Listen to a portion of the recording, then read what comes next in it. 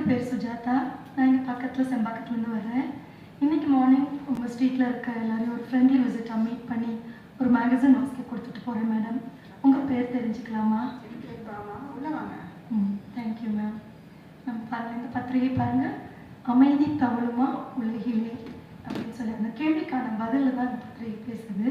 இன்றைக்கி உலகம் முழுவதும் நம்ம பார்க்கும் பொழுது வன்முறைகள், குறிப்பாக நிறைய இடங்களில் போர்கள் இருக்குல்ல, வேர்ல்டு வைட் இந்த ஒரு போர் சூழல் மூண்டுருக்கு. ஆனால் இதெல்லாம் இல்லாத ஒரு பூமியாக, அமைதியான ஒரு பூமியாக, சந்தோஷமாக மாற போகிறத பற்றி தான் அந்த பத்திரிகை பேசுது.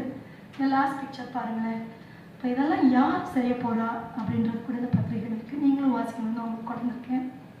ஆனால் இது ஏதோ வசனங்கள் தான் இருக்கே, இது ஆன்மீக பத்திரிக்கை மாதிரி இருக்குது. எனக்கும் ஸ்பிரிச்சுவாலிட்டிக்கு ரொம்ப தூரம். வீட்டில் பூஜை ரூம் கூட இல்லை. சாரி, வேணாங்க.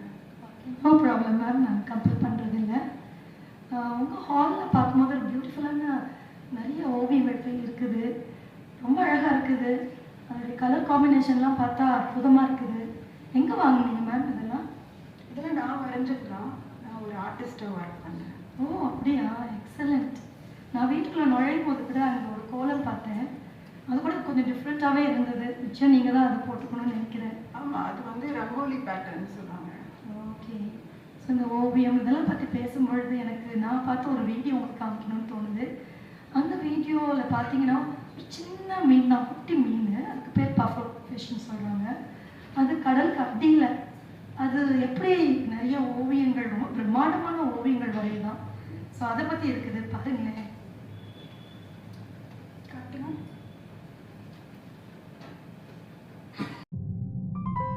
இதுதான் வெள்ளை புள்ளியுள்ள பஃபர் மீன்.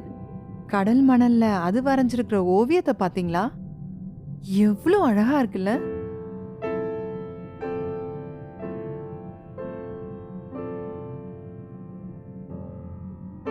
ஃபேண்டாஸ்டிக்காக இருக்கே.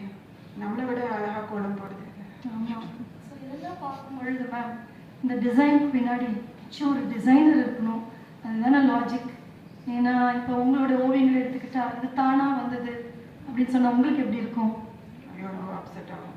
ஆமாம், பார்த்தீங்களா? அப்போ நம்மளை சுற்றி இந்த பூமியில் கூட நிறைய இயற்கையான அழகான விஷயங்கள் இருக்குது. நீங்களும் டெஃபினட்டாக ஆஸ் அன் ஆர்டிஸ்ட் அதை ரசிப்பீங்க, அப்படி தானே? நிச்சயமா. நான் வந்து நேச்சுரல் சீனரிஸ்லாம் பார்க்குறதுக்காகவே நிறைய அடிக்கடி ட்ராவல் பண்ணேன். ஓ ஓகே.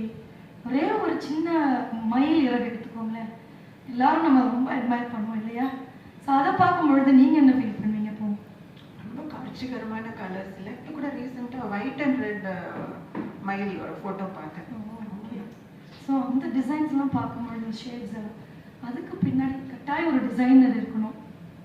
இப்போ நீங்கள் சுற்றி வளைச்சி எங்கே வரீங்கன்னு எனக்கு தெரியுது. என்னை விட பெரிய ஆர்டிஸ்ட் ஒருத்தர் இருக்கான்னு நிரூபிக்க முயற்சி பண்ணுறீங்க தானே? ஸோ இந்த மாதிரி இப்போ பார்த்தீங்கல்ல, இந்த மாதிரி குட்டி குட்டி வீடியோஸ் அடங்கிய ஒரு சீரீஸ் ஒன்று இருக்குது, யாருடைய கைவண்ணம் அப்படின்ற பேரில் இருக்குது. அந்த மாதிரி வீடியோஸ் நீங்கள் பார்க்க உங்களுக்கு இஷ்டமா?